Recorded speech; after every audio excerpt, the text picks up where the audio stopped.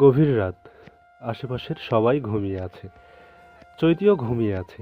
নির্জন রাত। দূর থেকে ভেসে আসছে দুই একটা কুকুরের ঘেউ ঘেউ শব্দ। রাতুল বেলকনিতে বেড সিস্টেমের দোলনাতে বসে আছে। তার আজ সিগারেট নেই। তার হাতে আজ গিটার। বহু বছর পর সে গিটার হাতে নিয়েছে। গিটারের টুংটাং শব্দ ঘরে নীরবতাকে ভেঙে তুলল। গলা ঝেড়ে গান ধরল। আমি তোমারই প্রেম ভিখারি, ভালোবেসে ঠাঁই দিও পরাণে গো, ভালোবেসে ঠাঁই দিও পরাণে। আমি তোমারই, তুমি আমারই, পাশে থেকো জীবনে মরণে গো। তার গলার ঝরঝরে সুর যেন মনে গভীর থেকে উঠে আসা ব্যথার আর্তনাদ।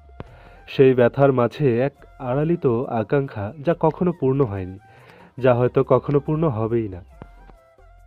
রাতুল চোখ বন্ধ করে সুরের ডুব দিল, যেন প্রতিটি শব্দের মধ্যে লুকানো ছিল তার অসমাপ্ত গল্প, তার হারানোর সময়।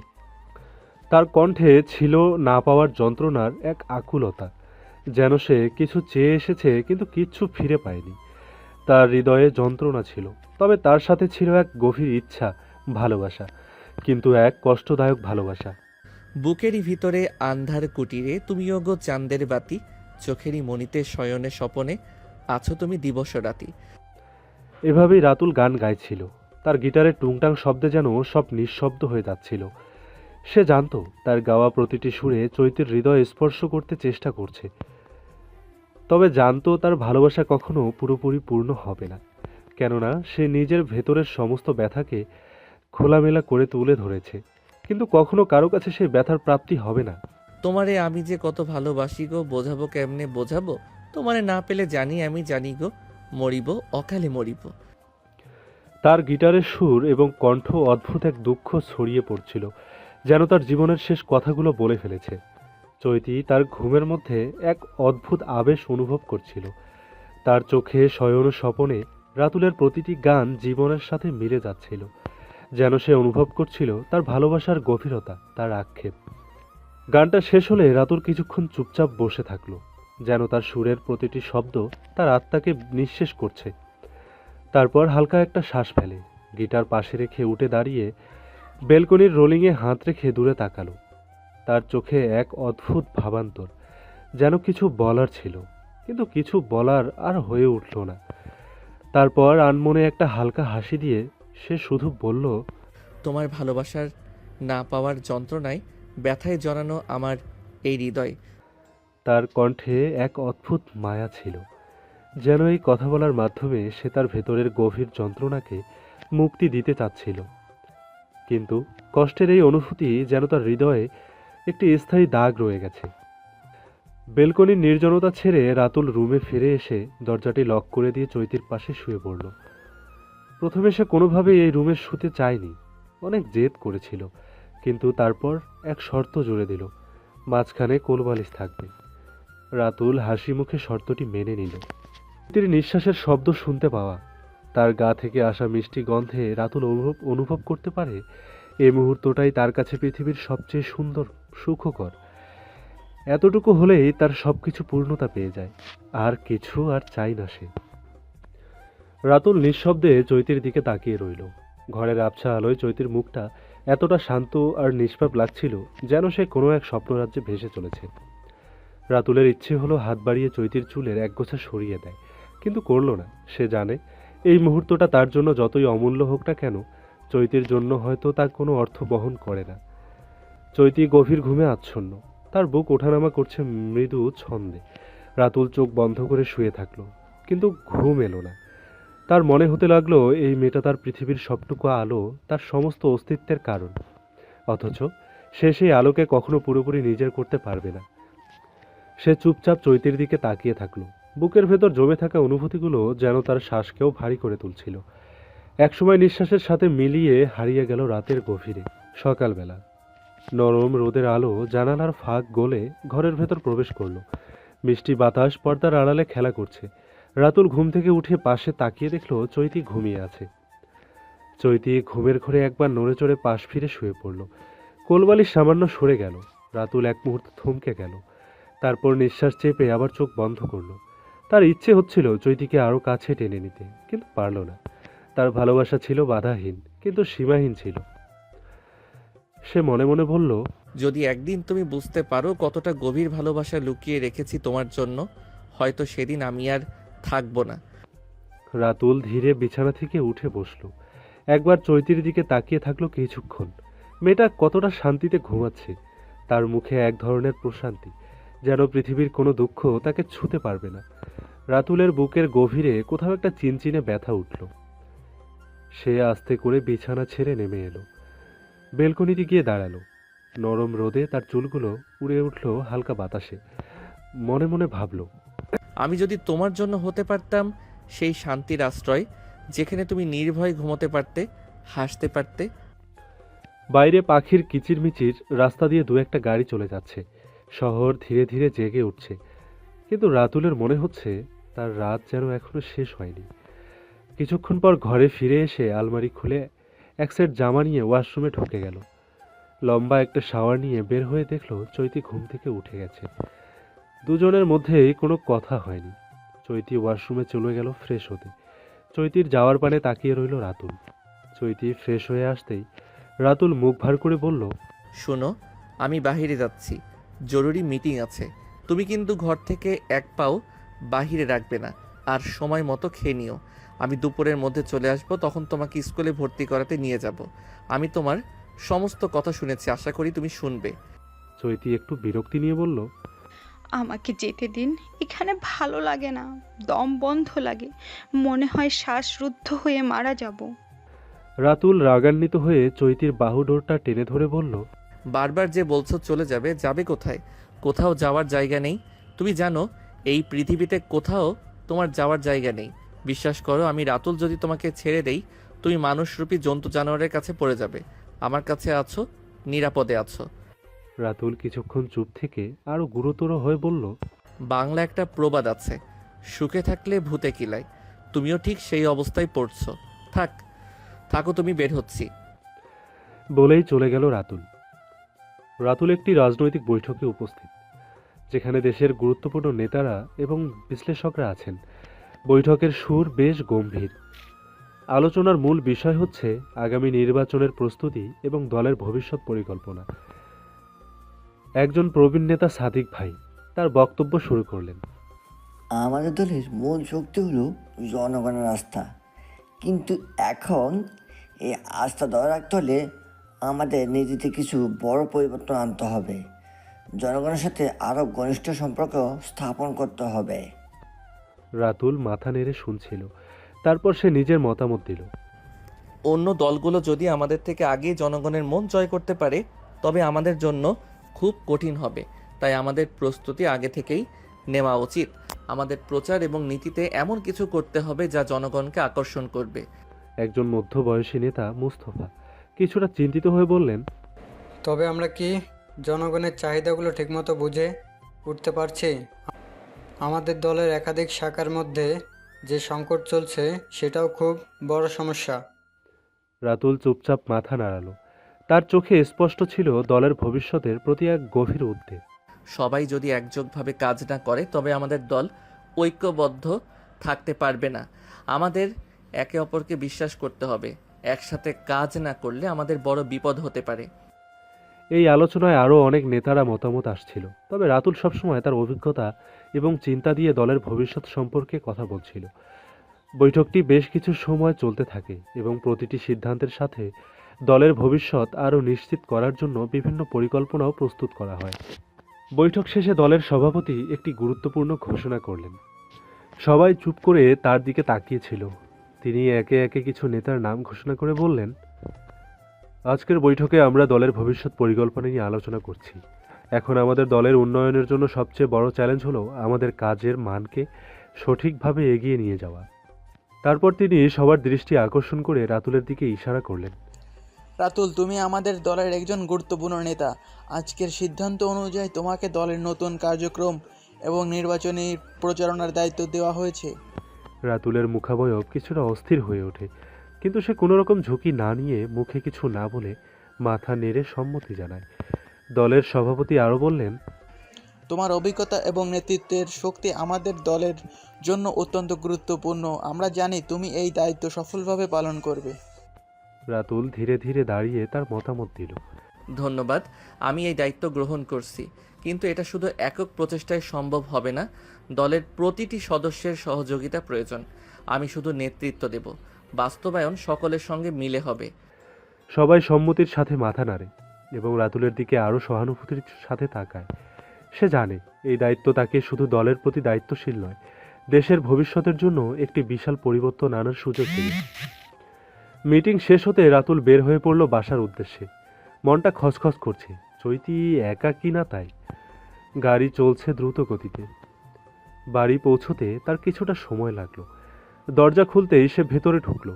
এক ঝলক চোখ পড়ল, চৈতি কিচেনে দাঁড়িয়ে আছে। রাতুলের খুব ইচ্ছে জাগলো চৈতির হাতের এক গ্লাস পানি খেতে। সে ধীর কণ্ঠে বলল, চৈতি, আমাকে এক গ্লাস পানি দাও তো। দিচ্ছি, আপনি সোফায় গিয়ে বসুন। রাতুল সোফায় গিয়ে বসল। চৈতি শরবত বানিয়ে তারপর নিয়ে গিয়ে রাতুলের হাতে দিল। রাতুল সোফায় গিয়ে বসল। তার চোখ কেবল চৈতির উপর। চৈতি কিছু সময় পর শরবত বানিয়ে সেটি তার হাতে দিল। রাতুল এক নজরে দেখল শরবতটা হালকা লালচে রঙের, তাজা ফলের মিষ্টি স্বাদ ফুটে উঠছে। সে এক ঢক করে গ্লাসটা শেষ করলো। মনের মধ্যে কিছুটা তৃপ্তি অনুভব করলো। রাতুল চুপ করে গ্লাসটাকে একপাশে রাখল। মৃদু হাসি দিয়ে বলল, ধন্যবাদ, খুব ভালো ছিল। রাতুল সোফা থেকে ধীরে সুস্থে উঠে দাঁড়ালো। চৈতির দিকে একবার তাকিয়ে বলল, লাঞ্চ রেডি করো, খেয়ে তারপরে বের হব। বলেই সে সোজা ওয়াশরুমের দিকে চলে গেল ফ্রেশ হওয়ার জন্য। চৈতি নিঃশব্দে রান্নাঘরের দিকে এগিয়ে গেল খাবার গুছিয়ে আনতে। চৈতি খাবার প্লেটে দিতে দিতেই রাতুল ফ্রেশ হয়ে এসে চেয়ার টেনে বসে পড়ল। চৈতিও বসে পড়ল নীরবতার সাথে। তাদের খাওয়া দাওয়ার পর্ব শেষ হলো। তারপর ওরা রেডি হয়ে চলে গেল স্কুলের ভর্তির জন্য। গাড়ির জানালা দিয়ে ভেসে আসা হালকা বাতাস চৈতির চুলগুলোকে উড়িয়ে দিচ্ছিল। গাড়ির ভেতরে এক ধরনের নিঃশব্দ উত্তাপ জমে আছে। রাতুল ড্রাইভিংয়ে মনোযোগী, কিন্তু মাঝে মাঝে একবার করে চৈতির দিকে চোখ পড়ে যাচ্ছে। চৈতি চুপচাপ বসে আছে জানালার বাইরে তাকিয়ে। আজ 8 দিন পর সে ঘরবন্দি থেকে বের হলো। মুক্ত বাতাসে মন খুলে শ্বাস নিচ্ছে। রাতুল এক পলক চৈতির দিকে তাকিয়ে আবার গাড়ি চালাতে শুরু করলো। হাজারো যানজট পেরিয়ে অবশেষে তাদের গাড়িটা এসে থামলো স্কুলে। রাতুল চৈতির দিকে তাকিয়ে বলল, নেমে পড়ো, আজ থেকে নতুন শুরু। স্কুলের দৃষ্টি নন্দন ক্যাম্পাসে পা রাখার পর চৈতি একটু নড়ে চড়ে বসলো। মনে হলো নতুন জায়গার গন্ধে তার ভেতরে একটুখানি আশা জেগে উঠছে। ভর্তি প্রক্রিয়া দ্রুত শেষ হলো। অফিসের দায়িত্বপ্রাপ্ত শিক্ষক রাতুলের প্রতি আন্তরিক দৃষ্টিতে তাকিয়ে বললেন। রাতুল একরকম গম্ভীর মুখে উত্তর দিল, সে শুধু দায়িত্ব নয়, আমার প্রতিশ্রুতি। স্কুল থেকে বের হয়ে তারা গাড়িতে উঠে পড়ল। রাতুল মনে মনে ভাবল এখন বাসায় ফিরবে না, বরং তাকে নিয়ে একটু নদীর পার ঘুরতে যাবে। এতে করে যদি একটু ওর মনটা হালকা হয়। গাড়ি নদীর পাড়ের দিকে মোড় নিল। চৈতি জানতো না কোথায় যাচ্ছে, কিন্তু জানালা দিয়ে আসা ঠান্ডা বাতাসে মনে হলো কিছুটা শান্তি ফিরে আসছে। রাতুল গাড়ি থামিয়ে বলল, নেমে আসো। চৈতি অবাক হয়ে বলল, এখানে কেন? রাতুল কোনো উত্তর না দিয়ে দরজা খুলে নেমে পড়ল। চৈতিও বাধ্য হয়ে নেমে এলো। নদীর পাড়ে দাঁড়িয়েছিল এক অন্যরকম শান্ত পরিবেশ। পাখিদের ডাক, ঢেউয়ের শব্দ আর হালকা বাতাস যেন এক টুকরো স্বস্তি এনে দিল। রাতুল চুপচাপ নদী দিয়ে তাকিয়ে দাঁড়িয়ে রইল। কিছুক্ষণ দুজনে নীরবে নদীর পাড়ে দাঁড়িয়ে রইল। হঠাৎ বাতাসে চৈতির চুলগুলো উঠতে লাগলো। রাতুল নিজের অজান্তেই হাত বাড়িয়ে চুলগুলো সরিয়ে দিল। চৈতি চমকে উঠল। কি করছেন এটা? রাতুল ধীর কণ্ঠে বলল, চিন্তা করো না, মানুষ হিসেবে আমি হয়তো খুব একটা ভালো নই, কিন্তু ওয়াদা ভাঙার মানুষও নই। তোমার চুলগুলো তোমাকে অস্বস্তি দিচ্ছিল, তাই সরিয়ে দিলাম, এর বাইরে আর কিছু নয়। শব্দগুলোর সরলতায় ছিল এক ধরনের গভীরতা, আর রাতুলের চোখে লুকিয়েছিল এমন এক প্রতিশ্রুতি যা সহজে ভাঙার নয়। রাতুল হালকা হাসিতে বলল, চলো তোমায় নিয়ে একটু শপিংয়ে যাই, কিছু টুকিটাকি কিনে দেই, আসো আমার সাথে।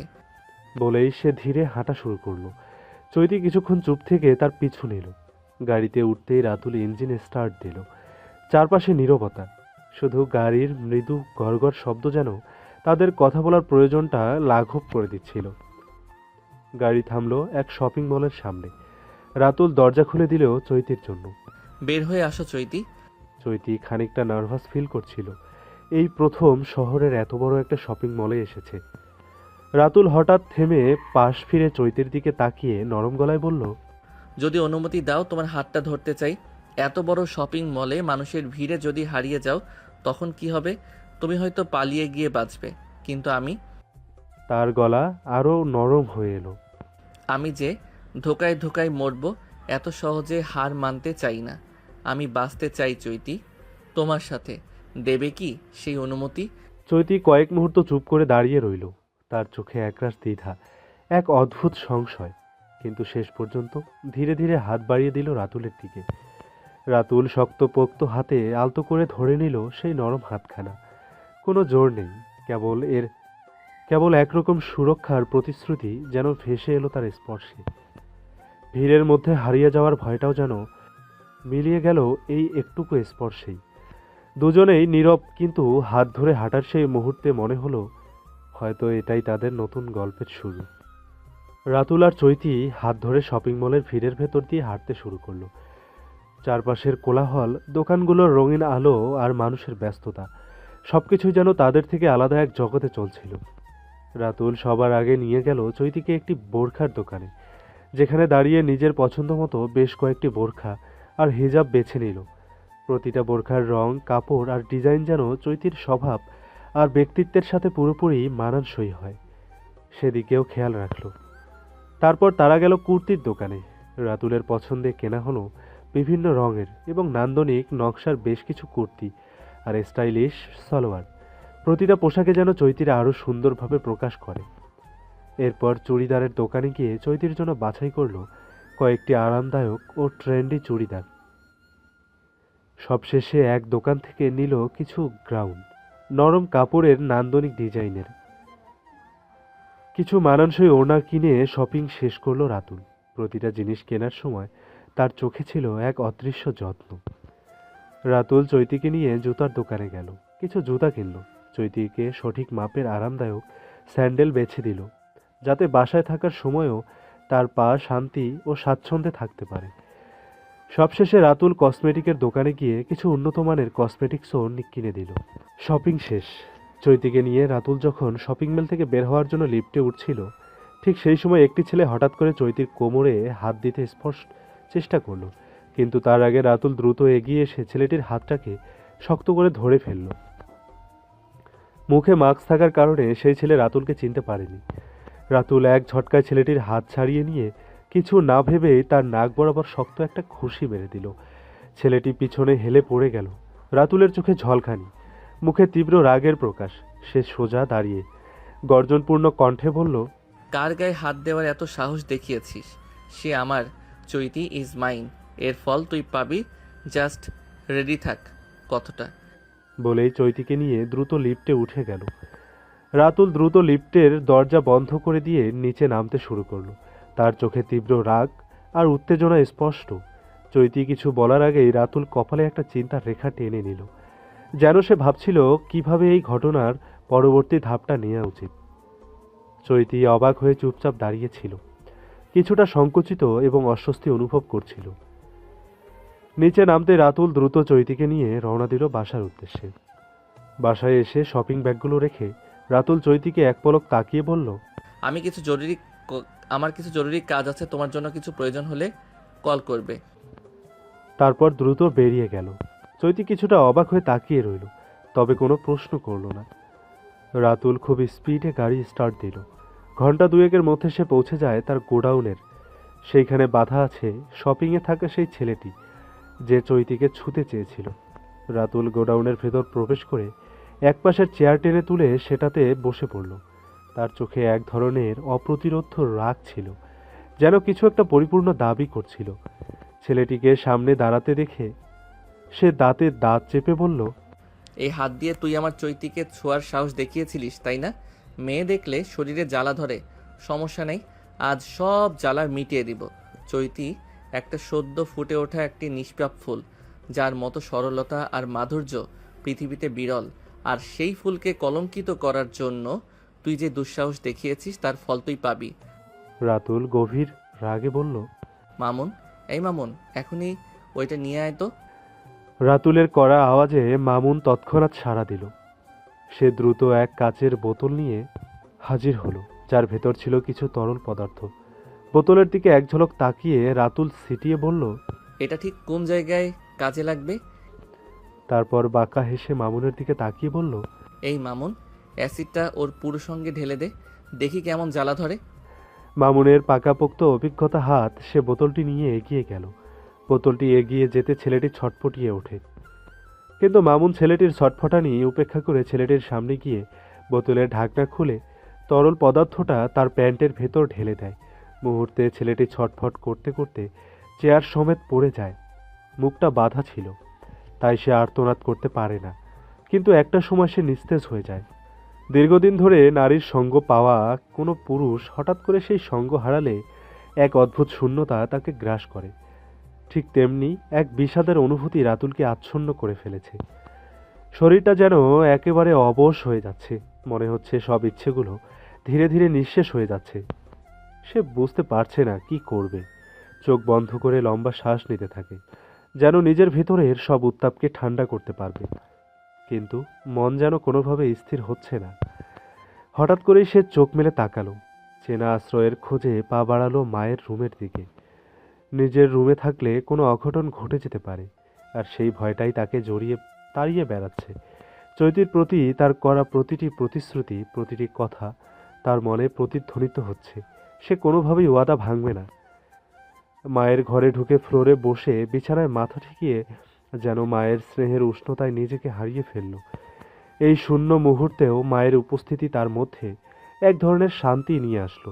কিছুক্ষণ চুপচাপ বসে থেকে ধীরে ধীরে উঠে দাঁড়ালো। ওয়াশরুমে গিয়ে উজু করলো, যেন সব পাপ, ক্লান্তি আর অশান্তি ধুয়ে ফেলতে পারে। ফিরে এসে ফ্লোরে জায়নামাজ বিছিয়ে নামাজে দাঁড়ালো। এখন একমাত্র নামাজই পারে তাকে সঠিক পথ দেখাতে। সৃষ্টিকর্তার কাছে মাথা নত করে সব কষ্ট, দুঃখ আর ভয় তার কাছে সমর্পণ করলো, যেন এই অন্ধকারের ভেতর থেকে আলোর একটি ক্ষীণরেখা বেরিয়ে আসে, আর সেই আলোয় তার সমস্ত গ্লানি মুছে যায়। আল্লাহ, তুমি আমার মনটাকে শান্ত করো, যেন আমি আমার প্রতিটি ওয়াদা রাখতে পারি। রাতে এই প্রার্থনার মধ্যেই হারিয়ে গেল রাতুল এক নতুন ভোরের আশায়। নামাজ শেষ করে রাতুল ধীরে ধীরে জায়নামাজ গুছিয়ে রাখল। তার চোখে এখনো ক্লান্তির ছাপ, কিন্তু মনে একটুখানি শান্তি নেমে এসেছে। মায়ের ঘরে বসে কিছুক্ষণ চুপচাপ থেকে উঠে দাঁড়ালো। জানালার পাশে চাঁদের আলো ফিকে হয়ে আসছে, ভোরের আভাস যেন ধীরে ধীরে ছড়িয়ে পড়ছে আকাশে। রাতুল মনে মনে ভাবল, চৈতির জন্য আমাকে আরো শক্ত হতে হবে, আমি হারতে পারি না। রাতুল কিছুক্ষণ চুপচাপ বসে থাকলো, যেন নিজেকে পুরোপুরি প্রস্তুত করার চেষ্টা করছে। তার মন থেকে সব দুশ্চিন্তা, ভয় এবং অস্থিরতা দূর করতে একমাত্র পথ ছিল তওবা এবং আল্লাহর দিকে ফিরে আসা। একটু পরে রাতুল উঠে গিয়ে তসবিহ নিয়ে বসে পড়ল। তার ঠোঁট ছিল জিকিরের শব্দ, লা ইলাহা ইল্লাল্লাহ। এক এক করে এই শব্দগুলো তার কানে প্রবাহিত হচ্ছিল। প্রতিটি শব্দ তার মনকে গভীর শান্তি ও শক্তির সঙ্গে ভরিয়ে দিচ্ছিল। তার ভিতর থেকে সব অশান্তি, ভীতি এবং পৃথিবীর বোঝা যেন একে একে ঝরে পড়ছিল। আল্লাহ, তুমি আমার জন্য পথ দেখাও, আমাকে আমার প্রতিশ্রুতি রাখতে সাহায্য করো। এই প্রার্থনাটি রাতুলের ঠোঁট থেকে বারবার উচ্চারিত হচ্ছিল, যেন তার সমস্ত কষ্ট, তিক্ততা আর সংকট আল্লাহর কাছে সমর্পণ করছে। বয়সের ভার, কষ্টের বোঝা সবকিছু যেন এক মুহূর্তে হালকা হয়ে গেল। তার মনে শান্তির এক নতুন প্রভাত শুরু হয়েছিল। চৈতিকে বাঁচানোর, তার সঙ্গে থাকার, তার প্রতিশ্রুতি রক্ষা করার শক্তি এখন তার ভেতর ছিল। জিকির শেষ হওয়ার পর রাতুল ধীরে ধীরে মাথা তুলে তাকালো। তার চোখে এখন কোনো ভয় বা বিভ্রান্তি ছিল না, বরং তার চোখে ছিল দৃঢ় সংকল্প, অটুট আত্মবিশ্বাস। আজ থেকে নতুন পথের সূচনা। চৈতির জন্য তার সবকিছু অর্পিত। সবার আগে তাকে এখন প্রস্তুত হতে হবে। এই শান্তির মধ্যে এক গভীর শান্তির অনুভূতি ছিল, যা তাকে সঠিক পথে চালিত করবে। রাতুল জায়নামাজে বসে কোরআন শরীফ তেলাওয়াত করতে শুরু করলো। কতদিন পর সেই তেলাওয়াত করছে তা সে নিজেও জানে না, তবে আজকের এই মুহূর্ত যেন তার হৃদয়ে এক নতুন অনুভূতির জন্ম দিয়েছে। প্রতিটি আসমানি অক্ষর তার কানে প্রবাহিত হচ্ছিল এবং প্রতিটি আয়াত তার মনকে গভীর শান্তি আর শক্তি দিয়ে পূর্ণ করছিল। মনে হচ্ছিল যেন তার সমস্ত শঙ্কা আর ভয় কোরআনের কথা শুনে ধীরে ধীরে মুছে যাচ্ছে। এটা ছিল রাতুলের আত্মার পূর্ণতা। যে শান্তির মধ্যে সে ডুবেছিল, তাতে সে বুঝতে পারছিল তার সব দুঃখ, ক্লান্তি এবং অস্থিরতা আল্লাহর কাছে সমর্পিত হয়েছে। আজকের এই তেলাওয়াত তার জন্য এক নতুন জীবন শুরু হওয়ার মুহূর্ত ছিল। পাশের রুমে চৈতি ঘুমাচ্ছে। যদি সে দেখতো তাহলে হয়তো সে ছুটে এসে তার ভালোবাসাটা গ্রহণ করে নিত, কিন্তু সে তো জানতেও পারল না।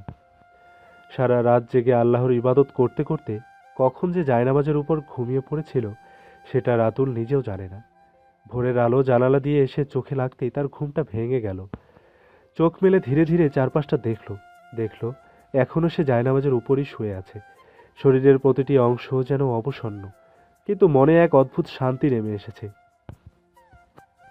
ধীরে ধীরে উঠে বসল। একবার আকাশের দিকে তাকিয়ে মৃদু স্বরে বলল, আল্লাহ, আজ থেকে নতুন করে শুরু করব। জায়নামাজ থেকে উঠে ধীরে ধীরে সেটি সুন্দর করে গুছিয়ে নিল রাতুল। প্রতিটি ভাঁজে যেন ছিল তার ইবাদতের স্পর্শ, শান্তির এক অনুভূতি। যত্ন করে জায়নামাজটা ভাঁজ করে আলমারির ওয়ারড্রোবে রেখে দিল। সব কিছু ঠিকঠাক করার পর গভীর এক শ্বাস নিয়ে নিজের রুমের দিকে পা বাড়ালো। মনে হলো এই ছোট্ট কাজটার মধ্যেও এক অদ্ভুত প্রশান্তি লুকিয়ে আছে, যেমনটি পাওয়া যায় সব কিছু ঠিকঠাক করার পর।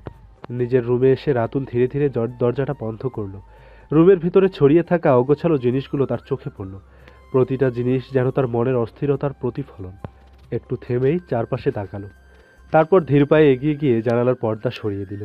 ভোরের আলো রুমের ভেতর ঢুকে চারপাশ আলোকিত করে তুলল। ঠান্ডা বাতাসের ঝাপটা এসে তার ক্লান্ত মুখে একটুখানি স্বস্তি দিল।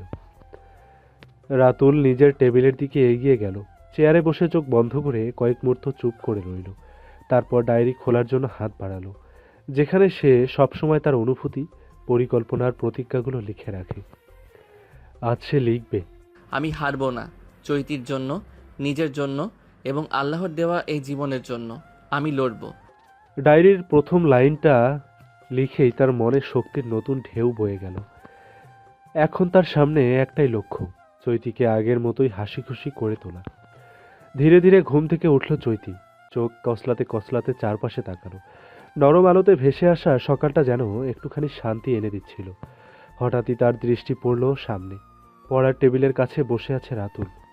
নীরব স্থির ভঙ্গিতে ডায়েরির পাতায় কিছু লিখছে সে। মুখে গম্ভীর মনোযোগের ছাপ, ভ্রুকুচকে আছে সামান্য। জানালা দিয়ে আসা সূর্যের আলো তার মুখে পড়ছে, যেন পুরো দৃশ্যটাকে আরো স্পষ্ট করে তুলছে। চৈতি কিছুক্ষণ অবাক হয়ে তাকিয়ে রইল।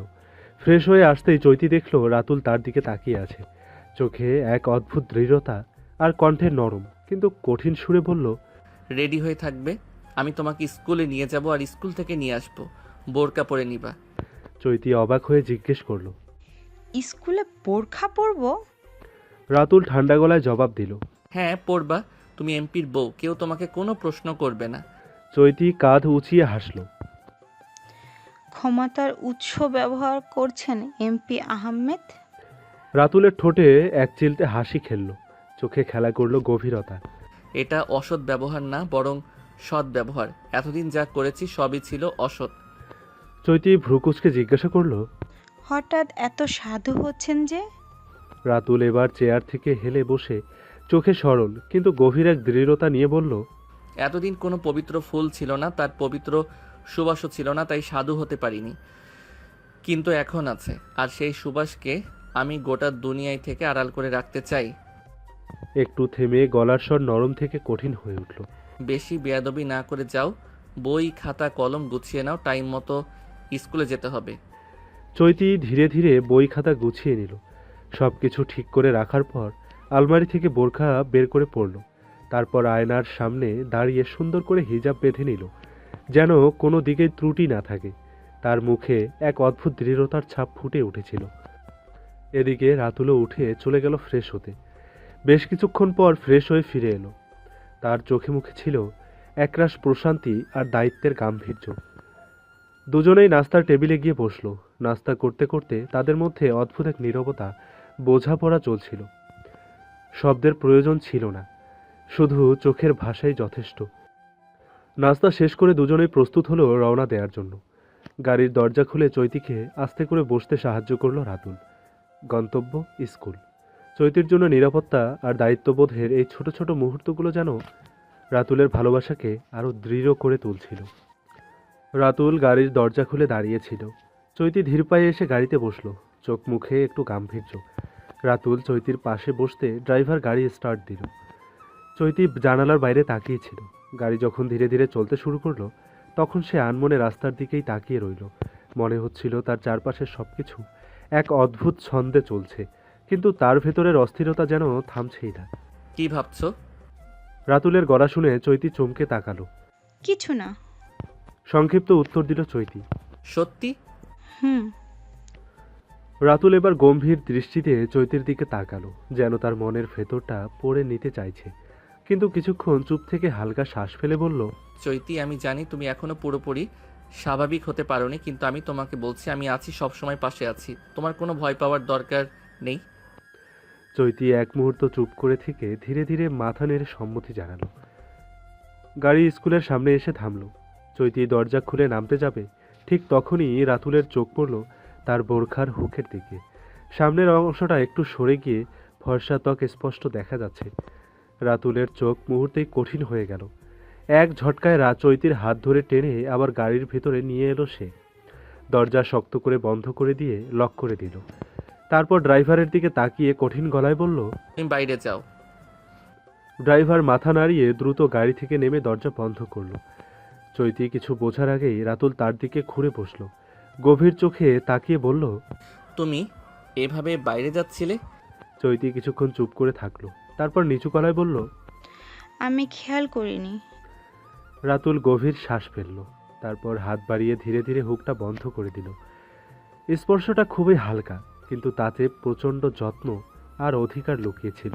এই একটা ভুলই অনেক কিছু বদলে দিতে পারে চৈতি। গম্ভীর কণ্ঠে বলল রাতুল।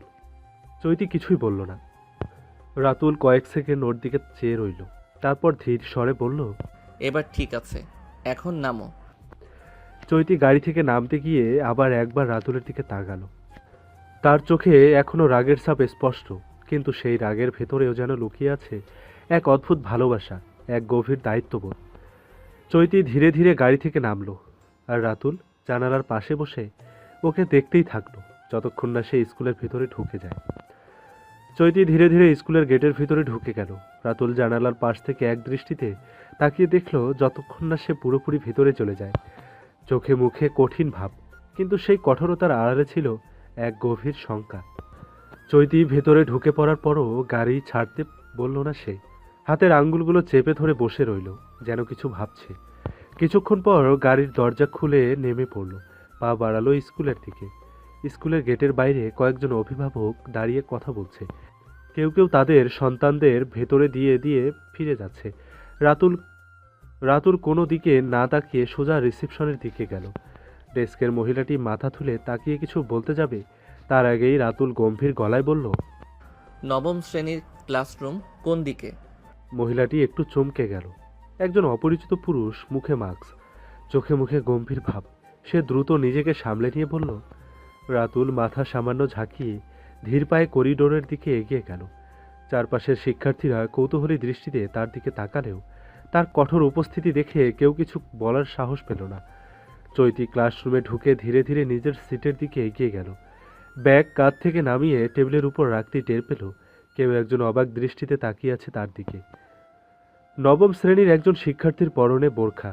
এটা বাকি সবাইয়ের জন্য বেশ অস্বাভাবিক লাগছিল, বিশেষ করে একজন ছেলে।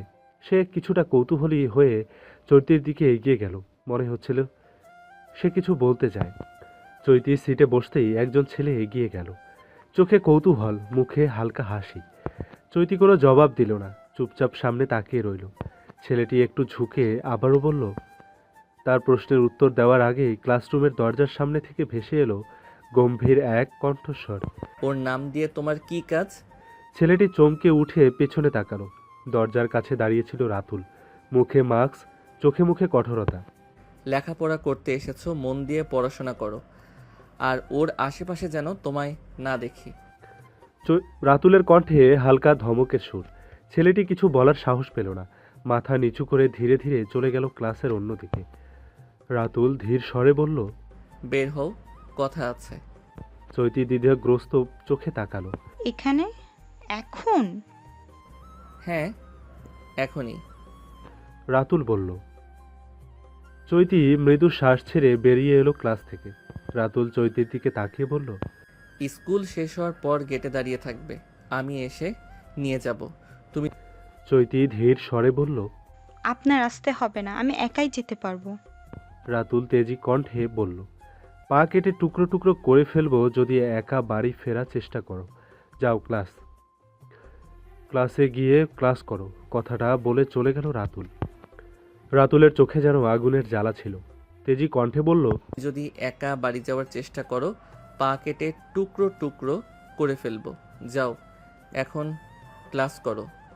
কথাগুলো বলে রাতুল চলে গেল। চৈতি কিছুক্ষণ নীরব দাঁড়িয়ে রইল। তারপর সে ক্লাসরুমে গিয়ে বসে পড়ল। সামনে ইলেকশন, তাই আজ একটি গুরুত্বপূর্ণ সমাবেশ ছিল। শহর থেকে একটু দূরে সেটি আয়োজন করা হয়েছিল। রাতুল সেই সভার দিকে রওনা দিল। তবে চৈতির নিরাপত্তার কথা ভেবে সে তার কিছু লোক পাঠিয়ে দিয়েছিল স্কুলের আশেপাশে, যাতে কোনো অপ্রত্যাশিত ঘটনা ঘটলে তারা পরিস্থিতি সামলাতে পারে। সবাই পৌঁছানোর পর রাতুল দ্রুত মঞ্চে উঠল। তার চারপাশে বেশ কিছু রাজনৈতিক নেতা এবং দলের সিনিয়র নেতারা ছিলেন। আলো ঝলমলে মঞ্চ, উজ্জ্বল পরিবেশে সবার মুখে নির্বাচনী উত্তেজনা ছিল। তবে রাতুলের চোখের মধ্যে এক ধরনের গভীর চিন্তা ছিল। সবার আলোচনায় তার মন পুরোপুরি ছিল না, কারণ তার মাথায় ছিল চৈতি এবং তার নিরাপত্তা। নেতারা একে একে উঠে বক্তৃতা দিতে শুরু করলেন। নির্বাচনী কৌশল, ভবিষ্যৎ পরিকল্পনা নিয়ে আলোচনা চলছিল। একজন নেতার মুখে কথা শুনে অন্য একজন প্রতিবাদ জানাচ্ছিল। পরিস্থিতি উত্তপ্ত হয়ে উঠছিল। তবে রাতুলের মন সবসময়ই অন্য জায়গায় ছিল।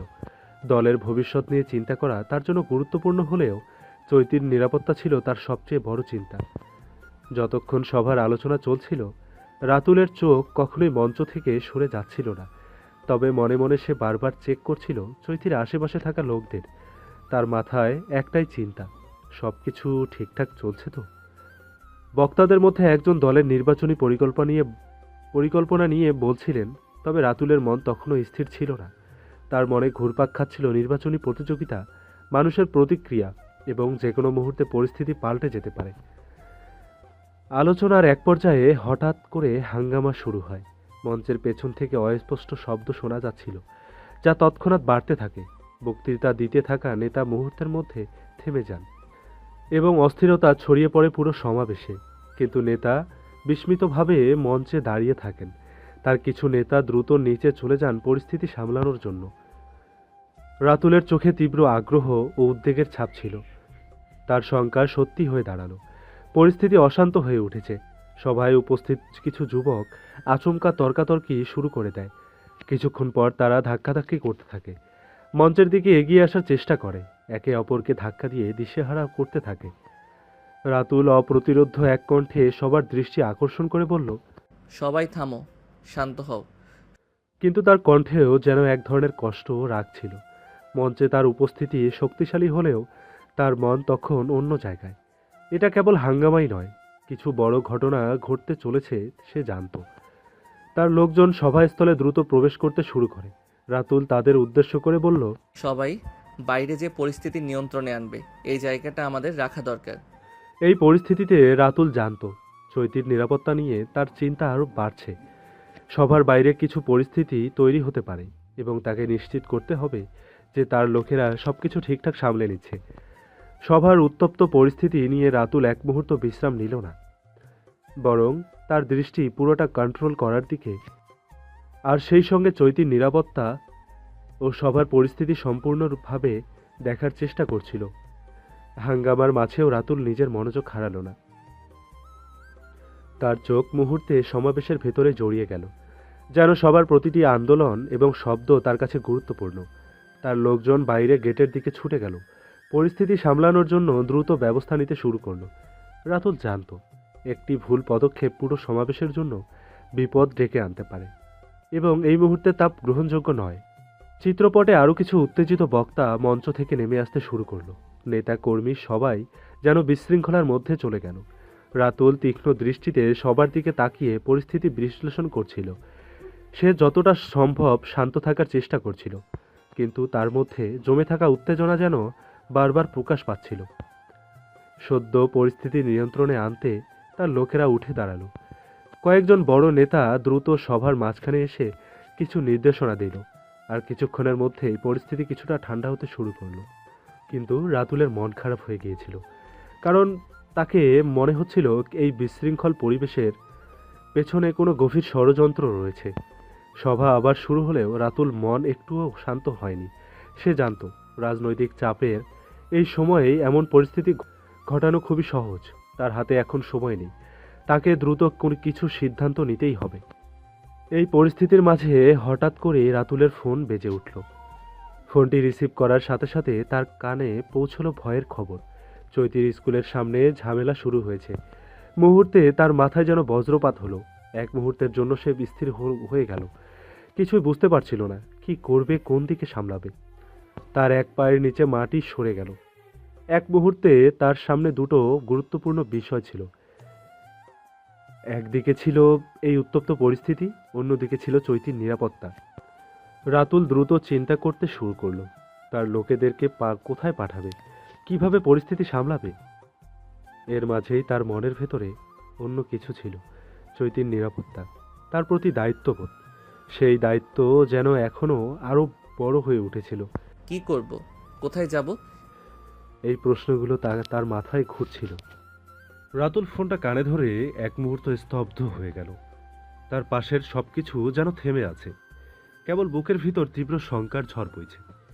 চৈতির স্কুলের সামনে ঝামেলা শুরু হয়েছে, এই একটি বাক্যই যথেষ্ট ছিল তার মাথার ভেতর বাজ পড়ানোর জন্য। হাতের মুঠো শক্ত হয়ে উঠল। এক মুহূর্ত আগেও যেখানে সমাবেশের বিশৃঙ্খলা সামলাতে ব্যস্ত ছিল, এখন তার মাথায় একটাই চিন্তা, চৈতি। কি বলছিস তুই? ঠিকঠাক বল, কি হচ্ছে ওখানে? রাতুলের গলা স্বাভাবিকের চেয়ে অনেক কঠিন শোনালো। ফোনের অপর প্রান্ত থেকে দ্রুত বলা হলো, স্যার, কিছু বহিরাগত ছেলে এসেছে, স্কুলের গেটের সামনে দরজা খুলেছে। ওদের আচরণ সন্দেহজনক লাগছে। কিছু বলতে গেলে তেতেই ফুটে আসে। কিছুক্ষণ আগে এক মেয়ের দিকে ইঙ্গিত করে হাসাহাসি করছিল, তারপর শুরু হলো ঝামেলা। রাতুল এক মুহূর্ত দেরি করল না। পকেট থেকে গাড়ির চাবি বের করে বলল। সবাই শান্ত থাকো, আমি আসছি। তার পাশে দাঁড়িয়ে থাকা নেতারা অবাক হয়ে তাকালো। রাতুল সাহেব, আপনি এখন গেলে সমাবেশে? ওসব আমার দরকার নেই। সোজাসাপটা উত্তর দিয়ে দ্রুত বেরিয়ে এলো রাতুল। তার দলের কিছু ঘনিষ্ঠ কর্মী তার পিছু নিল। গাড়ি স্টার্ট দিতেই ড্রাইভার জানতে চাইল, দ্রুত চৈতির স্কুলের দিকে নিয়ে চলো। গাড়ি যেন বাতাসের গতিতে ছুটতে লাগলো। পুরো পথ রাতুলের মুখ শক্ত হয়ে রইল। তার চোখ দুটো ধিকে ধিকে আগুনের মতো জ্বলছে। হাতের আঙ্গুলগুলো শক্ত হয়ে স্টিয়ারিং হুইলের উপর চেপে আছে। সে জানে এই পরিস্থিতি হালকা কিছু নয়। রাজনীতির মাঠে তার অনেক শত্রু আছে, যারা কেবল রাজনৈতিকভাবে নয়, ব্যক্তিগতভাবেও তাকে আঘাত হানতে চাইবে। চৈতিকে ঘিরে যে ষড়যন্ত্র হচ্ছে, সেটা হয়তো তার প্রতিপক্ষেরই কাজ। আমি থাকতে চৈতির গায়ে কেউ হাত দেবে ভাবতেও পারবে না। মনে মনে প্রতিজ্ঞা করল রাতুল। সমাবেশের ঝামেলাটা সামলে নেবে কেউ না কেউ, তাই তার মাথায় এইসব নেই, আছে কেবল চৈতির কথা। স্কুলের গেটের সামনে উত্তেজনা বাড়ছিল। বেশ কয়েকজন ছেলে উচ্চস্বরে তর্ক করছিল। তারপর হুট করেই একে অপরের দিকে তেড়ে গেল। শুরু হয়ে গেল ধাক্কাধাক্কি। ওই, তুই কি বললি? তোকে যা বলার বলছি, যা পারিস কর। ধাক্কাধাক্কির মাঝেই একজন ছেলে কলার চেপে ধরল আরেকজন। মুহূর্তেই গেটের সামনে একেবারে গোলমাল শুরু হয়ে গেল। কিছু অভিভাবক ও স্কুলের গার্ডরা ছুটে এলো, কিন্তু ছেলেগুলো এতটাই রেগেছিল যে কারো কথাই শুনছিল না। একজন গার্ড চিৎকার করল, কিন্তু ততক্ষণে পরিস্থিতি আরো খারাপ হয়ে গেছে। এক ছেলেকে ধাক্কা দিয়ে ফেলে দেওয়া হলো। সে উঠে এসে সঙ্গে সঙ্গেই ঘুষি চালিয়ে দিল আরেকজনের মুখে। মুহূর্তেই রক্ত ঝরতে শুরু করলো। কেউ একজন জোরে চিৎকার করে উঠল, আর পুরো জায়গাটা একদম উত্তপ্ত হয়ে গেল। ওই, একসাথে আসছি, পিছাস না। আরও কয়েকজন দৌড়ে এসে তাদের দলে যোগ দিল। মুহূর্তের মধ্যেই কয়েকটা দল হয়ে গেল এবং একে অপরের দিকে ঘুষি লাথি চালাতে শুরু করলো। স্কুলের কিছু শিক্ষার্থী আর কয়েকজন অভিভাবক আতঙ্কে গেটের ভেতরে সরে গেল। চৈতি তখন ক্লাস থেকে বের হচ্ছিল। গেটের সামনে মারামারির আওয়াজ শুনে থমকে দাঁড়ালো। কিছু মেয়েও পেছনে দাঁড়িয়েছিল, সবাই চুপ হয়ে গেছে। ঠিক সেই সময় রাতুলের গাড়িটা গেটের সামনে এসে থামলো। আচ্ছা, গাড়ির দরজা খুলেই রাতুল নামলো, চোখে মুখে স্পষ্ট রাগ। তার সাথে কয়েকজন গার্ডও দ্রুত বের হয়ে এলো।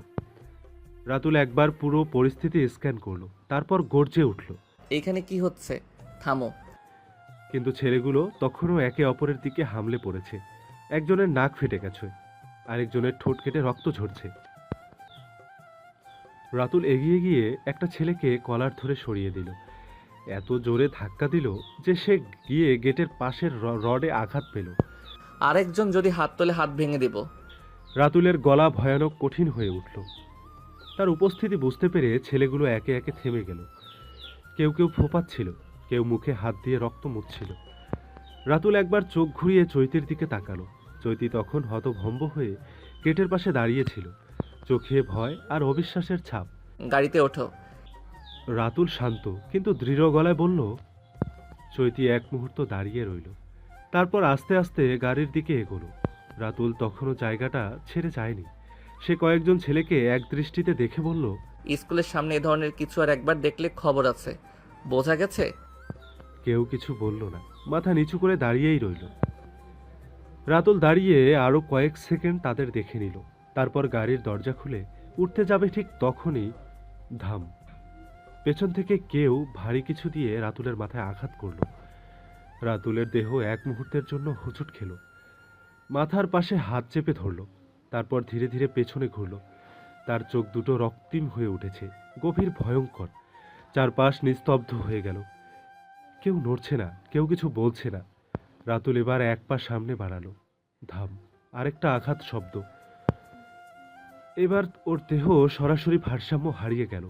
সাদা পাঞ্জাবির বুক বরাবর গভীর লাল রক্তের দাগ ছড়িয়ে পড়তে লাগলো। রক্তাক্ত অবস্থায় মাটিতে নিথর হয়ে পড়ে আছে রাতুল। চারপাশে হট্টগোল, চিৎকার, দৌড়াদৌড়ি, সবকিছু যেন মুহূর্তেই থমকে গেছে। চৈতি গাড়ি থেকে ছুটে এসে হাঁপাতে হাঁপাতে রাতুলের পাশে বসে পড়ল। কাপা হাতে রাতুলের মাথাটা নিচের কোলে তুলে রাখল। তার শ্বাস যেন আটকে আসছে, গলা শুকিয়ে গেছে। কাপা কণ্ঠে ডাক দিল, এমপি আহমেদ। কোনো সাড়া নেই। রাতুলের চোখ বোঝা, ঠোঁট ফ্যাকাশে। চৈতির বুকের ভেতর শূন্যতা নেমে এলো। চারপাশের কোলাহলের মাঝেও সময় যেন থমকে গেল। চৈতির চোখ ঝাপসা হয়ে আসছে, হাতের তালুতে রাতুলের উষ্ণ রক্ত জমাট বাঁধছে। শ্বাস আটকে আসছে তার, কণ্ঠ আটকে গেছে কেঁপে ওঠা ঠোঁটে।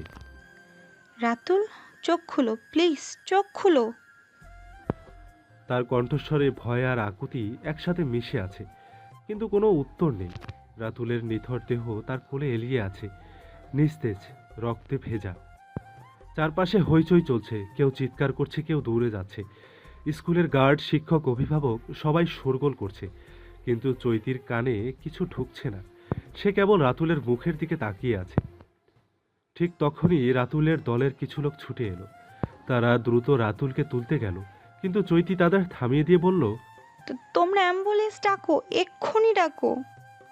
কেউ একজন ইতিমধ্যে ফোনে কথা বলছে। একটা কালো গাড়ি দ্রুত ব্রেক কষে দাঁড়ালো। দরজা খুলে দুজন লোক বেরিয়ে এলো। তাদের চোখে বৃষ্টি শীতল, উদ্দেশ্য খারাপ বোঝাই যাচ্ছে। চৈতি ওদের দেখে মুহূর্তের জন্যই বোঝার চেষ্টা করলো, কিন্তু মাথার ভেতর তখন শুধু একটাই চিন্তা, রাতুল। একজন এগিয়ে এসে বলল। চৈতি মুহূর্তেই রাগে ফেটে পড়ল। তোমরা কে? পিছিয়ে যাও। লোকটা একটু বিচলিত হলো না, বরং চোখ সরাসরি চৈতির দিকে রেখে বলল। চৈতির গায়ের রক্ত ঠান্ডা হয়ে গেল, কিন্তু তার চোখের জল আর ভয় একসাথে যেন এক প্রবল রাগে রূপ নিল। সে ধীর কণ্ঠে বলল, তোমরা যদি এক কদম আগাও, আমি শপথ করে বলছি এই জায়গা থেকে একটাও সুস্থ শরীরে বের হতে পারবে না। লোকটা চোখ সরু করে তাকালো, যেন সে চৈতির সাহসের পরিমাণ মাপছে। ঠিক তখনই পেছন থেকে পুলিশের সাইরেন শোনা গেল। কয়েকটা বাইক এসে দাঁড়ালো, সাথে আরো কিছু কালো গাড়ি। লোকটা কিছুক্ষণ দাঁড়িয়ে থাকলো, তারপর ঠোঁটে অদ্ভুত এক হাসি ফুটিয়ে বলেই সে গাড়ির দিকে ফিরে গেল। চৈতি শক্তভাবে রাতুলকে ধরে রইল। তার চোখে ভয় নেই, কিন্তু ভেতরে ঝড় বয়ে যাচ্ছে। পুলিশ এগিয়ে এলো। সাথে রাতুলের দলের কিছু লোক। চৈতি কিছু না বলে মাথা ঝাঁকালো। রাতুলের নিস্তেজ দেহ গাড়ির মধ্যে তোলা হলো। চৈতিও ছাদে উঠে বসলো। গাড়ির দরজা বন্ধ হতেই সে শক্ত করে রাতুলের হাত ধরল। তার চোখের জল এবার আর ধরে রাখা সম্ভব হলো না। গাড়ি দ্রুত গতিতে ছুটে চলল হাসপাতালের দিকে।